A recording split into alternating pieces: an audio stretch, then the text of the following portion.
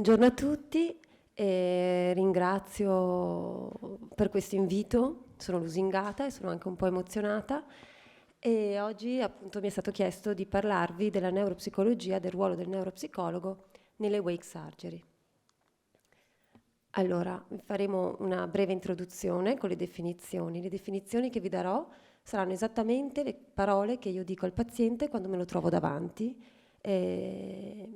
prima appunto di fare una chirurgia da sveglio. Vedremo poi la storia del mappaggio intraoperatorio e poi ci addentreremo in quello che è effettivamente la chirurgia da sveglio, con le diverse fasi. Ok, allora la chirurgia da sveglio altro non è che viene applicata a pazienti con tumori cerebrali ad alto o basso grado e viene appunto effettuata con il paziente sveglio in anestesia locale. Il paziente, il nostro cervello non sente dolore, per cui viene stimolato dal chirurgo con una piccola pinzetta che dà delle piccole scariche elettriche. Il paziente non sente assolutamente nulla di tutto questo e nel contempo lui sta parlando o facendo dei test cognitivi che abbiamo preventivamente collaudato insieme al paziente. Qualora si verificassero dei disturbi nella parola o nel movimento, sappiamo che quella è un'area funzionalmente eloquente. Ok, andiamo avanti. In passato, fino a 25-30 anni fa, lo scopo della neurochirurgia era aumentare la sopravvivenza dei pazienti con un tumore cerebrale. Oggigiorno lo scopo è aumentare la sopravvivenza mantenendo una buona qualità di vita. Una buona qualità di vita che si sviluppa a 360 gradi, quindi dal punto di vista fisico, dal punto di vista psicologico, lavorativo, nella sua quotidianità. Quindi se l'obiettivo è quello di aumentare la qualità di vita nella sopravvivenza del paziente, alcuni ricercatori hanno cercato di capire, odio i microfoni, hanno cercato di capire quali sono le caratteristiche che fanno sì che un paziente continui ad avere una buona qualità di vita, e si è visto che sono la possibilità di continuare a comunicare, quindi un buon linguaggio, la possibilità di rientrare al lavoro, la possibilità di avere una certa indipendenza e il mantenimento della quotidianità. Questo perché ovviamente questi fattori preservano il senso di identità dell'individuo e di ruolo. La neuropsicologia in questo tocca trasversalmente tutti questi aspetti e attraverso il mappaggio intraoperatorio appunto si vogliono evitare eventuali deficit cognitivi che potrebbero essere causati dall'asportazione di aree funzionalmente eloquenti. Un tempo, negli anni '80, si pensava che i tumori cerebrali non causassero nessun tipo di deficit cognitivo. È una cosa che adesso ci fa quasi sorridere. Quando ho iniziato a lavorare io, a Verona, 14 anni fa, mi chiedevano che cosa servissero i test cognitivi in pazienti con tumore cerebrale, perché abbracciavano appunto questa teoria, non presentavano deficit. Ovviamente il neurochirurgo non approfondisce l'aspetto, il neurochirurgo vede che il paziente parla, che il paziente cammina, che il paziente vive la sua vita quotidianamente e quindi non si accorge che in realtà ha piccoli deficit di memoria, deficit di attenzione o piccoli deficit nel linguaggio spontaneo. Ha quello che viene definito il mild cognitive impairment. Quindi la neuropsicologia poi si è poi sviluppata appunto negli ultimi 15-20 anni,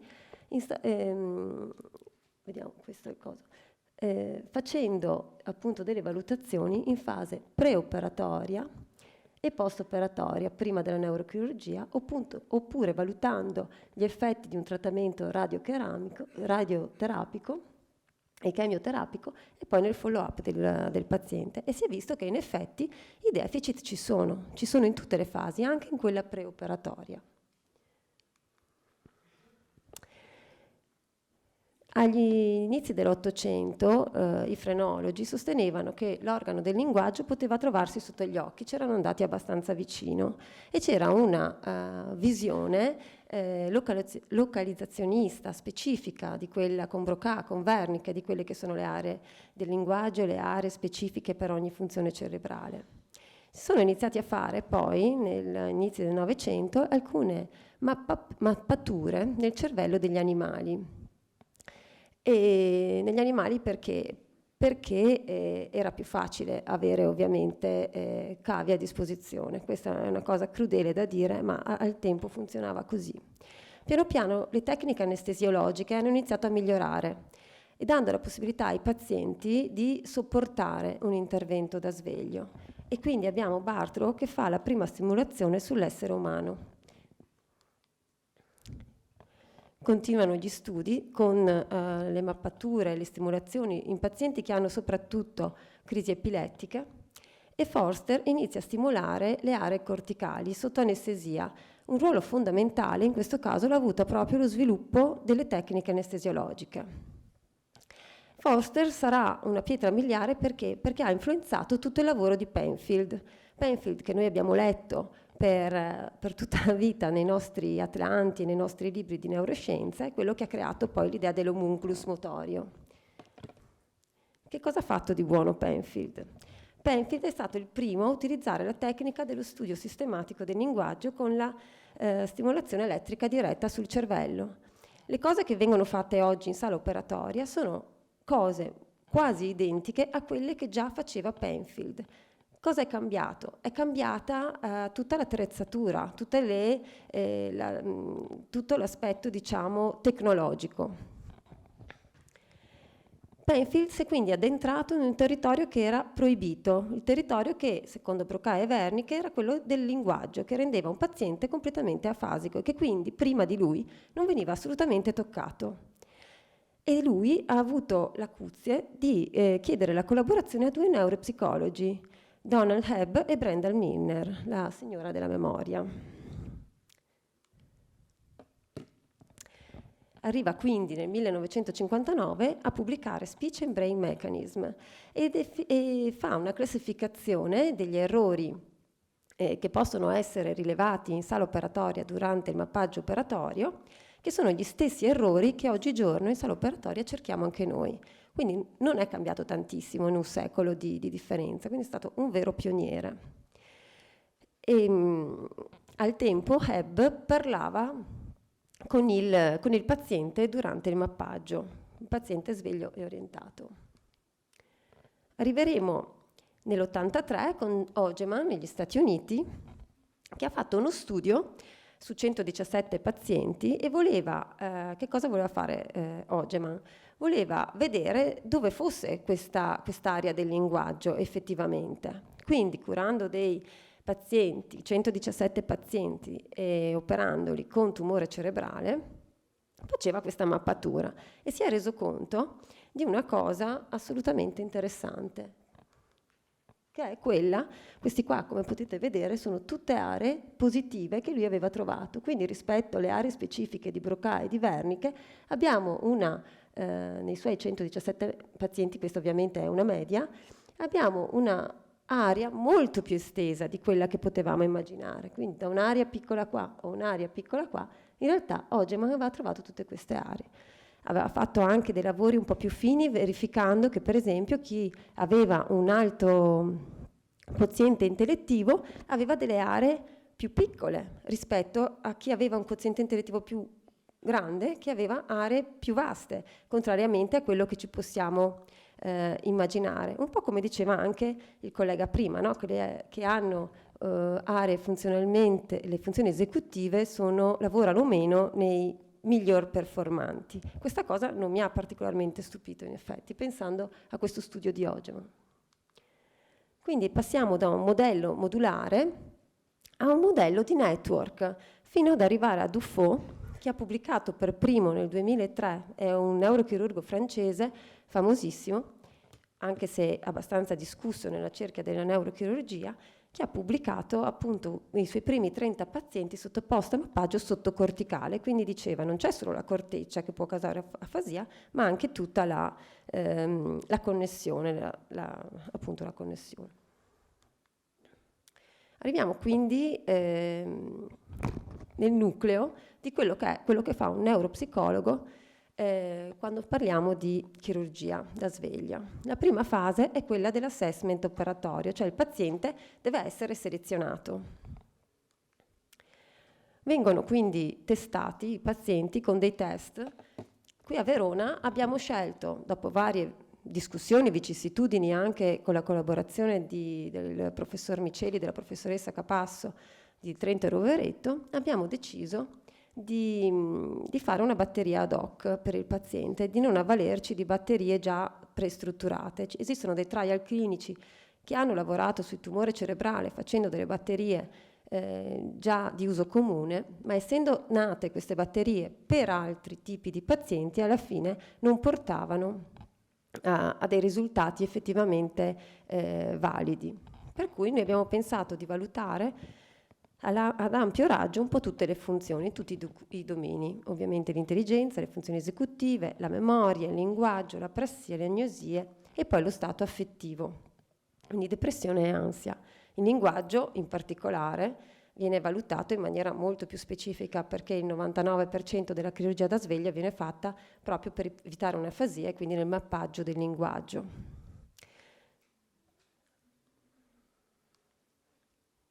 Quindi cosa succede? Succede che il paziente può avere una crisi, un cambiamento di personalità importante, può avere sempre sonno e si ritrova in pronto soccorso. In pronto soccorso gli viene fatta un attacco, viene fatta una risonanza e, vista che c'è una lesione, spesso in ospedale parliamo di lesione, non parliamo di tumore, fino al momento della diagnosi anatomo-patologica.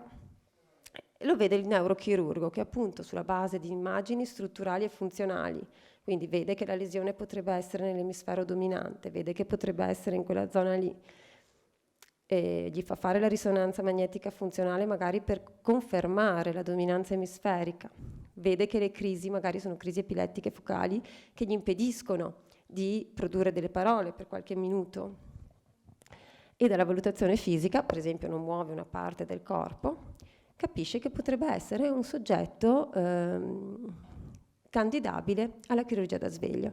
Viene quindi inviato al neuropsicologo. Il neuropsicologo cosa fa? Deve fare la valutazione neuropsicologica perché il paziente deve essere un paziente assolutamente collaborante. Quindi non basta dire questo paziente parla o questo paziente non parla per fargli fare l'anestesia da sveglio, perché è una situazione molto complessa e complicata che sottopone il paziente ad uno stress che, se il paziente non è abbastanza forte e in grado di sostenere, potrebbe anche non riuscire a portare avanti. Quindi viene fatta questa valutazione psicologica con il tono dell'umore, la capacità di tollerare lo stress e anche la paura del dolore. Viene fatta poi la valutazione cognitiva, perché si vuole vedere se un paziente cognitivamente è in grado di prestare attenzione, che non abbia magari perseverazioni nelle risposte, o che non sia particolarmente disinibito, che magari mi fa la battuta invece di rispondere al questionario che gli chiedo di fare.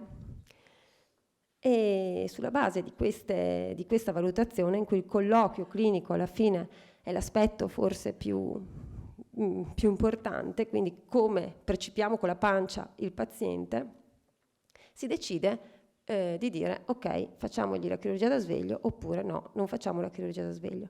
Perché dico con la pancia? Perché mi è capitato di avere pazienti che denunciassero di avere frequenti crisi di attacchi di panico, di averli avuti nella vita quotidiana. Mi sono trovata ancora a chiamare il terapeuta che aveva in cura il paziente, per cui il neurochirurgo di solito gli si drizzano i capelli e dice io questo qua in sala operatoria non me lo porto.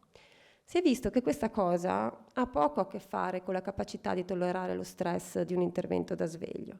Sono altri fattori che potrebbero in realtà influenzare la sua capacità.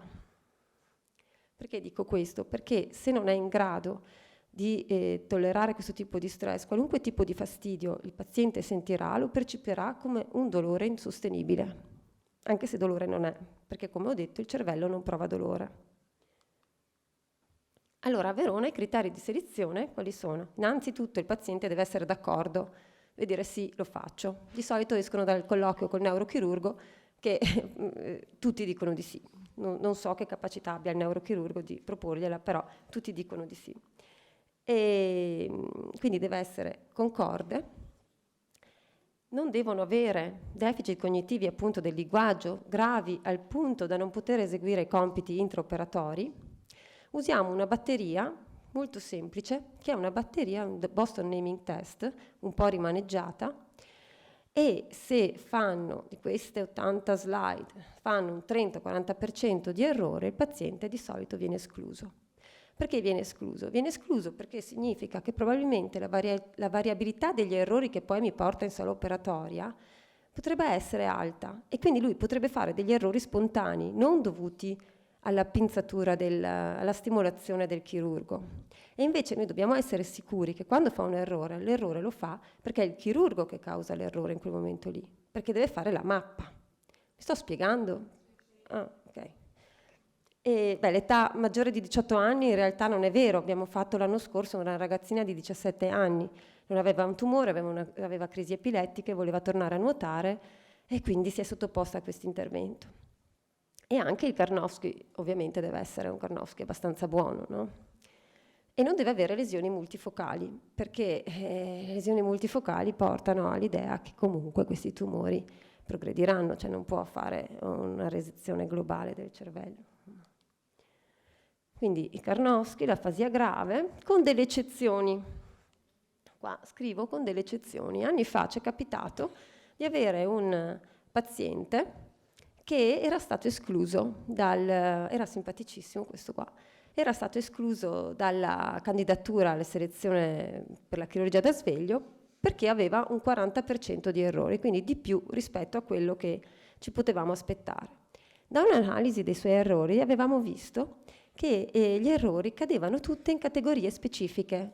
Lui infatti non era in grado al ristorante di ordinarsi da mangiare perché lui non sapeva nominare tutto quello che era legato al cibo, la frutta e la verdura. E nelle slide c'erano frutte e verdura, il sedano, la cipolla, il limone, l'arancio. Insomma, sono un numero consistente di parole appartenenti a quella categoria. E gli attrezzi di lavoro. Allora, con le logopediste del tempo abbiamo eliminato tutti quegli item, ce ne siamo inventati noi degli altri, abbiamo messo i colori, abbiamo messo delle azioni, abbiamo fatto delle altre cose. Lui è entrato in sala operatoria, ha fatto egregiamente il suo test, l'ho rivisto un anno dopo a un follow-up dove parlava fluentemente, non aveva ovviamente la capacità ancora di denominare le categorie che aveva perso a suo tempo ed era anche migliorato dal punto di vista dell'attenzione e della memoria. Ok.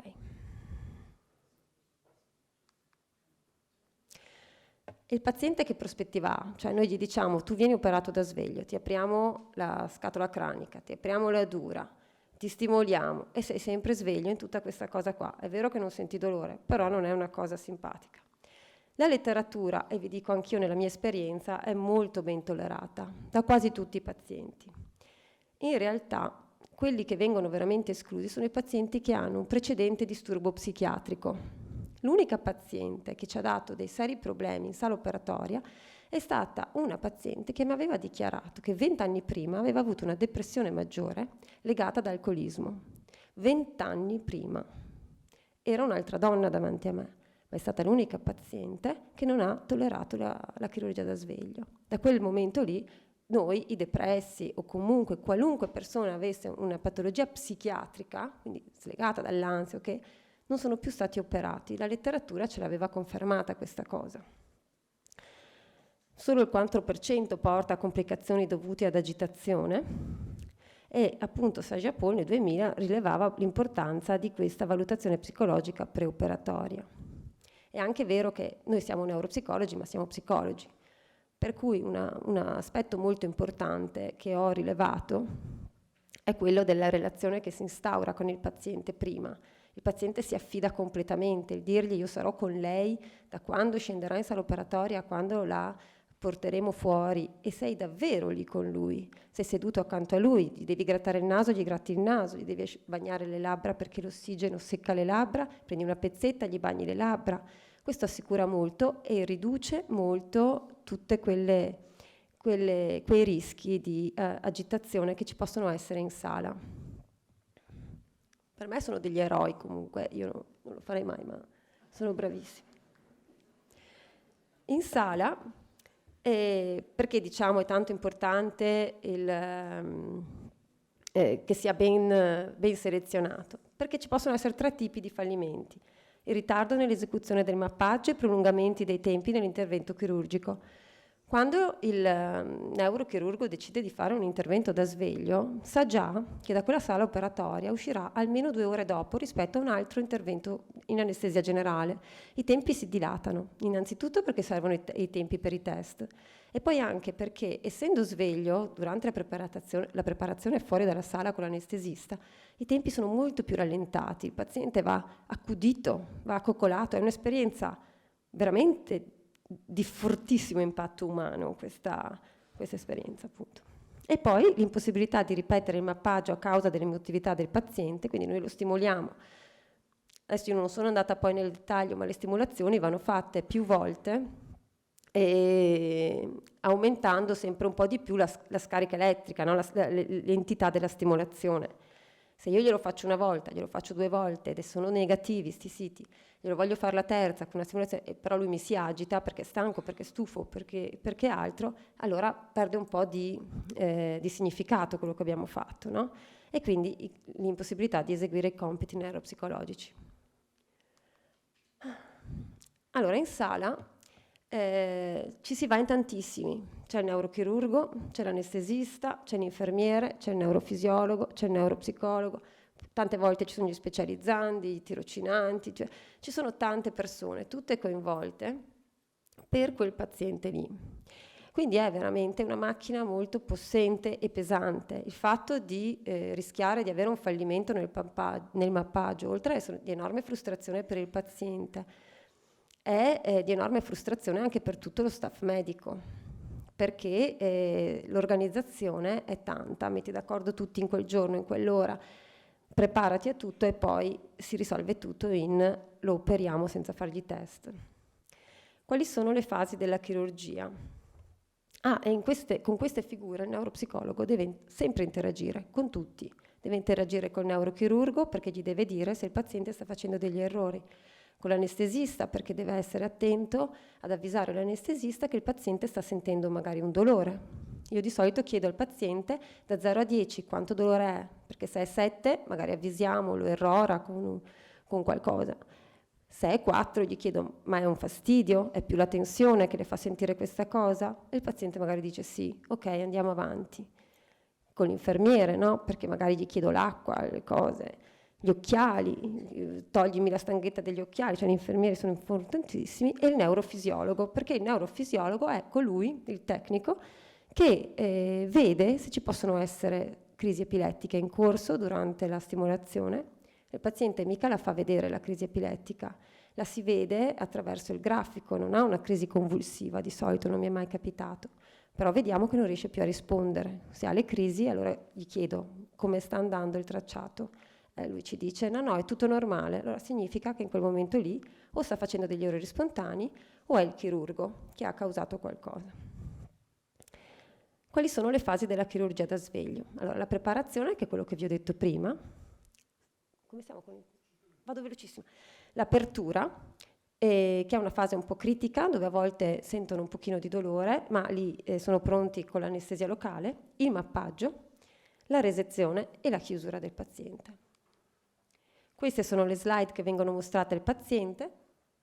Lui deve dire, durano 4 secondi, cambiano in automatico, e lui deve dire ecco la mucca, oppure lui corre.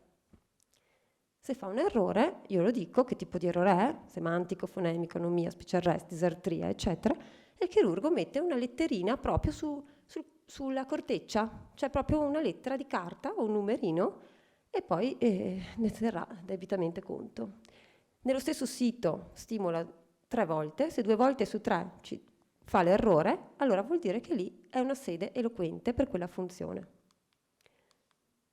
Oltre al linguaggio vengono mappate anche altre funzioni, il 90% è il linguaggio, però abbiamo fatto degli ottimi studi sul neglect, oppure vengono fatte funzioni esecutive, con altri tipi, tipo il digit span oppure l'embed task, sono tutti test che comunque vanno calati nella realtà delle wake surgery, perché deve essere un test che risponda in tempi molto brevi, deve darci la capacità di capire se la funzione è stata danneggiata o no, non possiamo fargli una batteria, ok? E anche la musica, ci sono dei musicisti che hanno nell'area motoria supplementare di sinistra per esempio la lesione, e vengono mappati, è sempre più frequente questa cosa, ho visto cercando su YouTube per mostrarvi dei video, vengono mappati mentre suonano lo strumento. Adesso volevo farvi vedere dei video di Verona, so che esistono, ma io non ne ho trovato neanche uno. Vi faccio vedere dei video di spagnoli, insomma, quelli che ho trovato, che vi danno proprio l'idea di quello che succede effettivamente in sala. Ci sto nei tempi? Ma meno di un minuto? No, perché prendo solo pezzettini. Non so adesso però qual è. Io li aprirei tutti. Cioè, non so.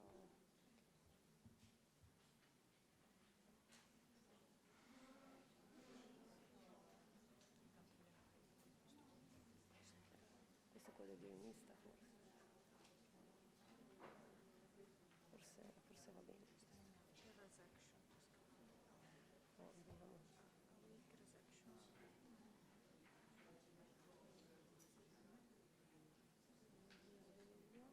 Sì, no, voglio solo vedere. Sì, dai, questo va bene. É um banco, Allora, mas questo não é l'ha fatto filho. Dufaux. Isto é um cachorro. Isto é uma pera. Vamos lá. Isto é uma vela. Isto é um acordeon. Isto é um cavalo. Beh, intanto finché lo cerchiamo, sentite che parla spagnolo, però il neurochirurgo è francese. Spesso ci capita di avere pazienti che non sono della nostra lingua. Allora lì cerchiamo abbiamo i traduttori, come si chiamano? Sì, gli interpreti. Abbiamo gli interpreti e si fa un lavoro preoperatorio anche con l'interprete. Si vede? É uma pera. Isto. Allora, Dufaux non è ricco come noi a Verona, non ha vedete, lei muove il braccio, noi a Verona non abbiamo bisogno di far muovere il braccio al paziente perché lo vede il neurofisiologo. Dufaux cosa fa? Gli fa muovere il braccio, se il braccio smette di muoversi vuol dire che quella è l'area motoria del braccio. Questo è Dufaux. Sentite che è francese. E vedete là il numerino? La lettera, il numero. E questi sono gli errori che sta facendo. Isto è un balde. È importante che il paziente non sappia quando viene stimolato per non creare dei bias di suggestione.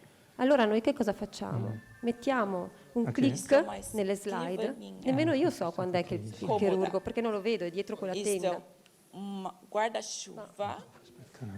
E stimola, per cui ce lo diciamo pressoché dopo, insomma. Mas não é frio. Isto é um cachorro. Isto é uma pera. Vedete, Vamos lá. questa è una pera, Isto é uma vela. questa è una vela, non so adesso. Isto é um E così via. acordeon. Vi faccio vedere un trombettista, Questo se è un volete, se abbiamo un minuto, e cavallo. poi chiudiamo così. Non so.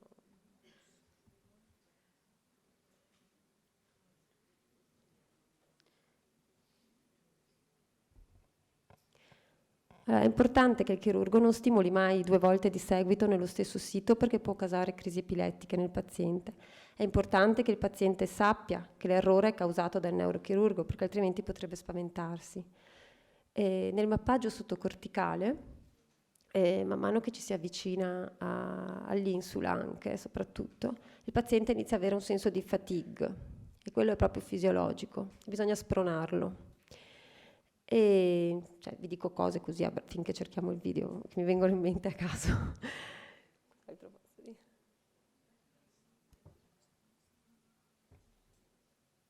è un altro. This is a canoe. È l'ultimo dove ci si infonde.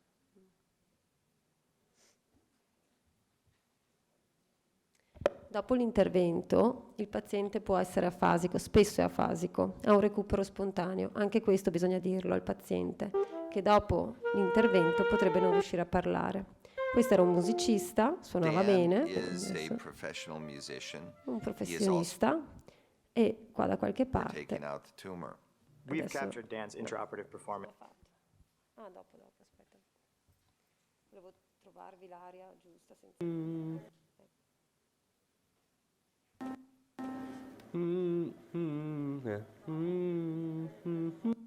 Phil, and the acoustic radio. We know that the right superior temporal. Eccolo.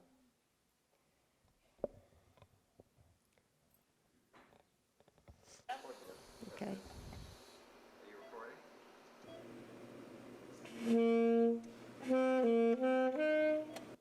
Noi non l'abbiamo mai fatta questa.